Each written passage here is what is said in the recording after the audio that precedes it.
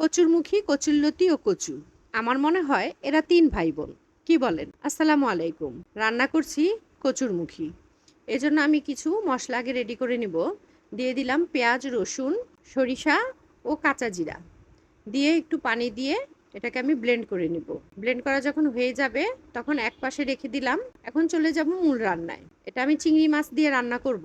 তো চিংড়ি মাছগুলো আমি আগেই ভেজে তুলে নেব। লাল লাল করে ভেজে নেব। যে কোনো মাছ দিয়েই রান্না করলে খেতে কিন্তু খুব টেস্ট হয়। তো যাই হোক, আমি চিংড়ি মাছ দিয়ে রান্না করব। এখন একই তেলে দিয়ে দিলাম ১ মুঠ পরিমাণ পেঁয়াজ। পেঁয়াজটা ভালো মতো আমি ব্রাউন করে ভেজে নেব। দিয়ে দিলাম সেই মশলাটা যেটা করে রেখেছিলাম, দিয়ে এটা ভালো করে পেঁয়াজের সাথে তেলের সাথে মিশিয়ে নেব। এখন দিয়ে দিলাম হলুদ, মরিচ ও স্বাদ মতো লবণ। এখন আমি এই মশলাগুলোকে ভালো মতো কষিয়ে নেব, কারণ এটাতে আমি সরিষা, কাঁচা জিরা ও রসুন দিয়েছি, যার কারণে ভালো মতো কষিয়ে নিব যাতে কোনো কাঁচা গন্ধ না থাকে। শুকনো শুকনো করে কষিয়ে নিব। কষানো যখন হয়ে আসবে তখন আমি সেই কচুরমুখীগুলো দিয়ে দিব। এগুলো আমি কাঁচা অবস্থাতেই দিয়েছি, আমি এটাতে কোনো সেদ্ধ করে নিইনি। আপনারা চাইলে সেদ্ধ করে নিতে পারেন।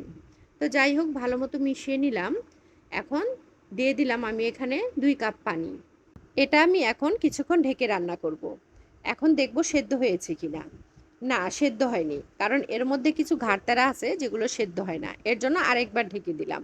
ঢেকে দিয়ে এখন দেখলাম যে হ্যাঁ, মোটামুটি হয়ে গেছে।